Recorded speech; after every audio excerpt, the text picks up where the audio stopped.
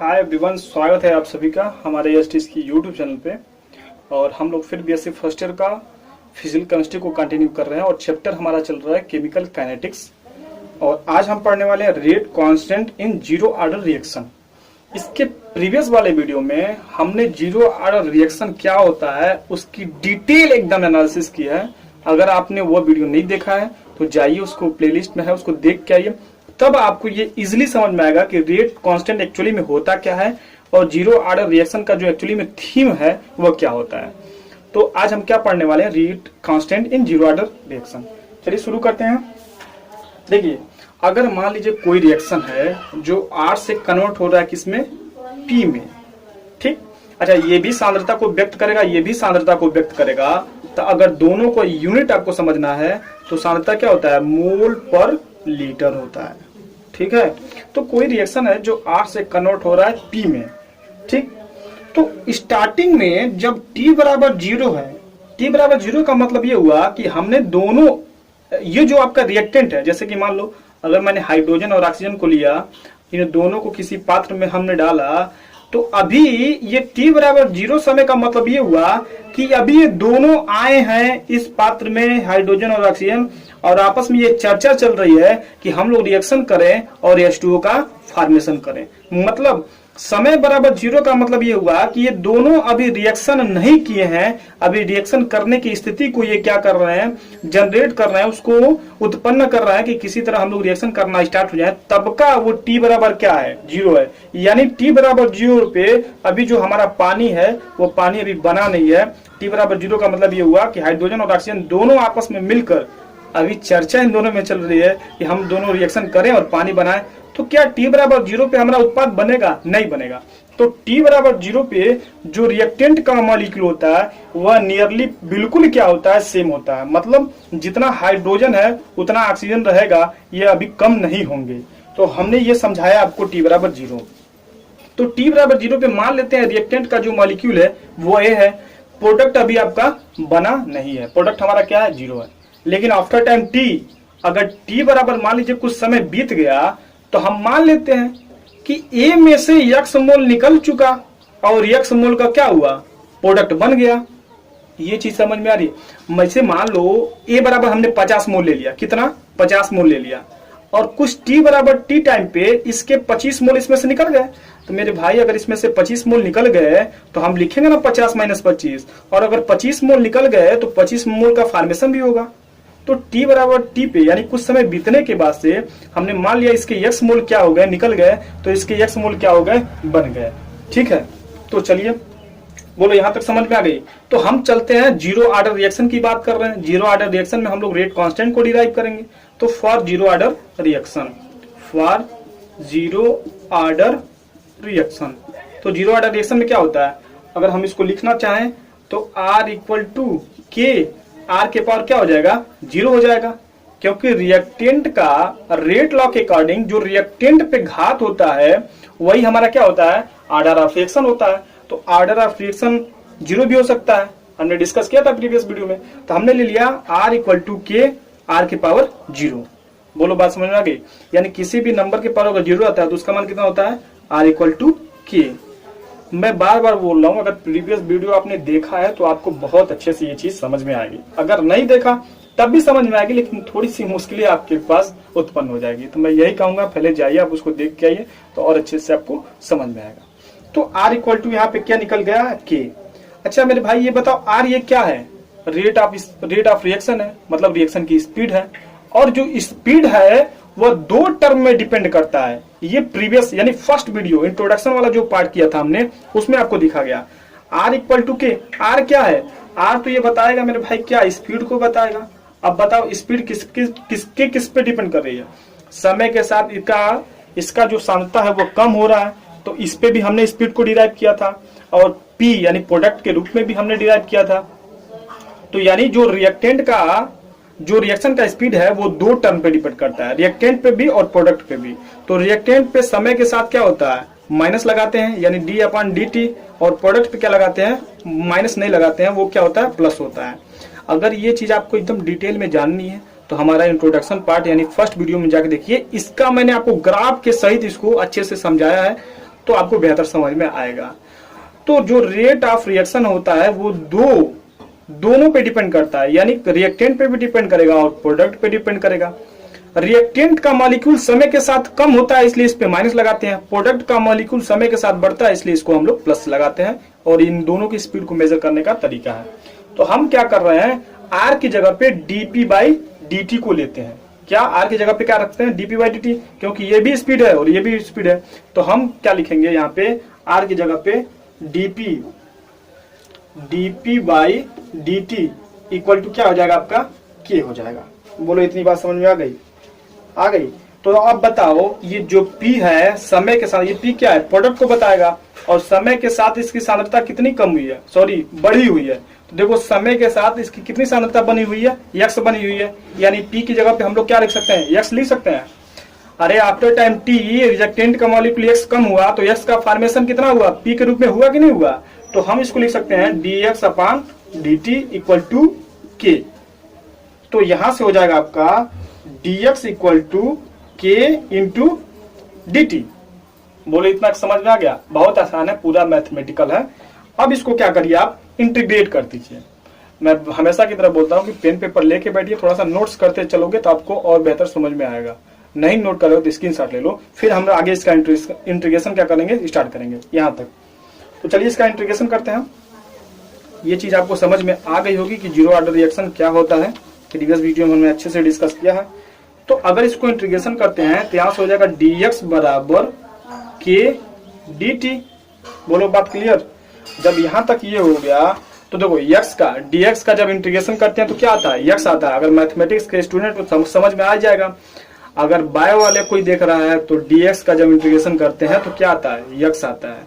अब देखो k यहाँ पे कांस्टेंट है, ये बाहर चला जाएगा, और dt का जब इंटीग्रेशन करेंगे तो t आएगा, और जब इंटीग्रेशन होकर खत्म होता है तो किसी एक साइड में हम लोग क्या करते हैं, कांस्टेंट को लगा देते हैं। तो ये हमारा निकल के आया एक इक्वेशन, जिसको इक्वेशन मान लेते हैं फर्स्ट। हमको क्या डिराइव करना है, रेट कांस्टेंट को निकालना है। किसको निकालना है, रेट कांस्टेंट को। तो अगर हमको एक्सपेशली किसका मान निकालना है, हमको किसका मान निकालना है, इस k का मान निकालना है। तो k का मान कैसे निकलेगा, सपोज अगर t बराबर 0 पर, t बराबर अगर हम 0 ले लेते हैं, क्या t बराबर अगर हम 0 ले लेते हैं तो इसका मतलब ये हुआ कि जो आपका प्रोडक्ट बनने की कैपेसिटी है वो x बराबर क्या है, 0 है। अरे स्टार्टिंग में देखे ना हमने कि रिएक्टेंट का मॉलिक्यूल A था तो P बराबर 0 था, तो हमने t बराबर 0 लिया था। तो सपोज करो अगर t बराबर 0 है तो वहां पे प्रोडक्ट क्या है, 0 है, यानी x का मान क्या हो जाएगा, 0 हो जाएगा। इतना बात समझ में आ गई? तो जब x बराबर 0 और t बराबर 0 इसमें पुट करेंगे तो जो c का मान आपके निकल के आएगा वो भी क्या आ जाएगा, 0 आ जाएगा। बोलो बात समझ में आ गई कि नहीं आ गई? हमने t बराबर 0 रखा तो t बराबर 0 पे x बराबर 0 रहता है, और जब x बराबर 0 t बराबर 0 तो c का मान निकल जाएगा 0। तो इस c का मान उठा के इसमें पुट कर दीजिए, तो x इक्वल टू क्या हो जाएगा, k इंटू टी। हमने स्पेशली c का मान निकालने के लिए ये कंडीशन क्या किया था, अप्लाई किया था, ताकि हमको c का मान निकल जाए। अब यहाँ से देखो k का अगर मान निकालना चाहो तो k इक्वल टू क्या हो जाएगा, x/t। अब देखो यहाँ पे k का मान आपका निकल के आ गया। यही आपसे पूछ रहा था कि rate constant in zero order reaction में क्या होता है, तो x/t होता है। x क्या है, प्रोडक्ट की मात्रा है, और t क्या है, समय है। अच्छा x अगर यहाँ पे हम इसकी यूनिट को डिराइव करें, इसकी मात्रक को निकालें तो क्या निकलेगा, x क्या है, हमारा सांद्रता है, और सांद्रता का जो मात्रक होता है मोल पर लीटर होता है। क्या होता है, मोल पर लीटर होता है। और वहां से टाइम का क्या है, टाइम का क्या होता है, सेकेंड होता है। तो ये दोनों ऊपर चले जाएंगे, तो जब k का जो यूनिट होगा वो निकल के आएगा mole litre inverse second inverse. बोलो बात समझ आ गई? देखो x क्या है, सांद्रता है, तो सांद्रता को व्यक्त करने के लिए मोल पर लीटर इसका मात्रक होता है, तो मोल पर लीटर ले लिया। t का क्या हो जाएगा, सेकेंड हो जाएगा। तो लीटर भी ऊपर जाएगा तो इनवर्स, सेकेंड भी ऊपर जाएगा तो इनवर्स, तो mole litre inverse second inverse. तो अगर कोई आपसे पूछे, देखो यहाँ से एक क्वेश्चन और निकल के आ गया कि जीरो ऑर्डर रिएक्शन में k का जो यूनिट है वह कितना होगा, mole litre inverse second inverse. तो ये था एक छोटा सा डेरिवेशन जिसमें हमने आपके साथ डिस्कस किया कि rate constant in zero order reaction. और प्रीवियस वीडियो में हमने आपके साथ डिस्कस किया था कि जीरो ऑर्डर रिएक्शन क्या होता है। दोनों को कंपाइल करके आप देखोगे तो आपको बेहतर तरीके से समझ में आएगा। हम लोग एक और वीडियो के ऊपर डिस्कस करेंगे हाफ लाइफ पीरियड, उसको भी क्या कर लेते हैं, इसको देख लेते हैं इसी वीडियो में, तो वो भी हमारा क्या हो जाएगा, फिनिश हो जाएगा। चलिए इसको रफ करते हैं। एक और जो हमारा इसमें टॉपिक आता है वो होता है half life period in zero order reaction. Half life period in zero order reaction. तो half life period in zero order reaction, ठीक है। Half life period in zero order reaction में हमको क्या करना है, कंक्लूजन करना है। तो ये बताइए ये हाफ लाइफ क्या होता है। हाफ लाइफ मतलब अर्ध पीरियड मतलब समय। तो देखो अगर कोई रिएक्शन ए से कन्वर्ट हो रहा है बी में, तो इस रिएक्शन अगर मान लीजिए ए से कन्वर्ट हो रहा है बी में, अब पूरी तरीके से कन्वर्ट हो गया, यानी ये 100% में क्या हो गया, कन्वर्ट हो गया। तो हाफ लाइफ पीरियड का मतलब ये हुआ कि कोई रिएक्शन अगर फुल्ली रूप से 50% कंप्लीट होता है तो वो जो समय होता है वही क्या कहलाती है, हाफ लाइफ पीरियड कहलाती है। कहने का मतलब ये हुआ कि कोई भी रिएक्शन अगर 50% कंप्लीट होने में जितना समय लगता है वही कहलाएगा हाफ लाइफ पीरियड। बोलो बात समझ आ गई। मतलब अगर मान लीजिए इनिशियल कंसंट्रेशन हमने ए लिया, तो ए का जब 1/2 होने में जितना समय लगेगा वही आपका क्या कहलाएगा, हाफ लाइफ पीरियड। ए मान लीजिए शुरू में ए था, अब ए का आधा होने में जितना समय लग रहा है वही हाफ लाइफ पीरियड कहलाएगा। कितना आसान है। तो जो समय है वो भी क्या हो जाएगा, टी बराबर टी हाफ हो जाएगा। यानी मान लीजिए पूरा कन्वर्ट होने में टी लग रहा था, तो आधा में टी बाई हाफ हो जाएगा। समझ आ रहा, टी हाफ हो जाएगा। अगर मान लीजिए इनिशियल कंसंट्रेशन ए था, तो ए का आधा होने में, A/2 होने में जितना समय लगेगा वही आपका क्या कहलाएगा, हाफ लाइफ पीरियड कहलाएगा। तो चलिए हम लोग डिस्कस कर रहे थे जीरो ऑर्डर रिएक्शन, उसमें हम लोग क्या करते हैं इसको देखते हैं।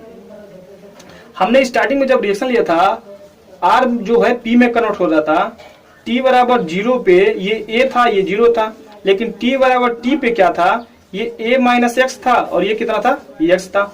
बोलो बात समझ में आ गई। यानी ये कुछ समय बाद का मात्रा है, ये माइनस एक्स क्या है, कुछ समय बीत गया तब की बात है। लेकिन यह कितना हो जाएगा, a माइनस एक्स हो जाएगा, किसके बराबर, A/2 के बराबर। बोलो बात समझ में आ गई कि नहीं गई। अब हम लोग चल रहे हैं हाफ लाइफ पीरियड में। तो हाफ लाइफ पीरियड ये कहता है कि जो आपकी सांद्रता समय के साथ आगे बढ़ रही है, चली गई है, वह कितना होना चाहिए, इनिशियल कंसंट्रेशन की कितना होना चाहिए, आधी होनी चाहिए। अब यहाँ पे जो आप t बराबर लोगे, ये t बराबर कितना हो जाएगा, t हाफ हो जाएगा। t बराबर क्या हो जाएगा, t हाफ हो जाएगा। बोलो बात समझ में आ गई कि नहीं आ गई।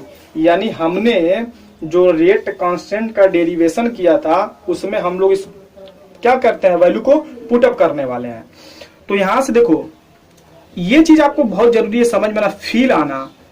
ये देखो कोई रिएक्शन है, स्टार्ट में t बराबर 0 पे ए था, अब प्रोडक्ट हमारा 0 था, लेकिन जो समय चला गया और इसका x मोल निकल गया, इसका x मोल फॉर्मेशन हुआ, तो जो ये घटा है, अब हाफ लाइफ पीरियड ये कहता है कि इस रिएक्टेंट के जो इनिशियल कंसंट्रेशन है, इसका आधा होने में जितना समय लगेगा वही हाफ लाइफ कहलाएगा। तो ये बताओ 1/2 ये किसके बराबर होगा, 1 a माइनस एक्स के बराबर होगा कि नहीं होगा, बिल्कुल होगा। ये यही डिनोट करेगा कि हाफ लाइफ में अगर हम लोग आ गए तो जो a माइनस एक्स का आपका कंसंट्रेशन बचा है वह कितना हो जाना चाहिए, 1/a/2 हो जाना चाहिए।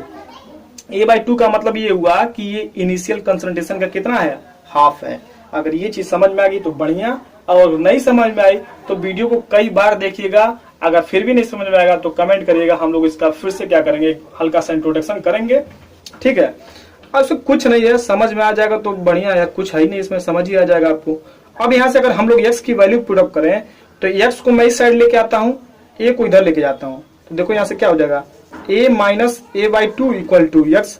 अगर एक में से आधा चला गया तो कितना बचेगा, a/2 इक्वल टू x।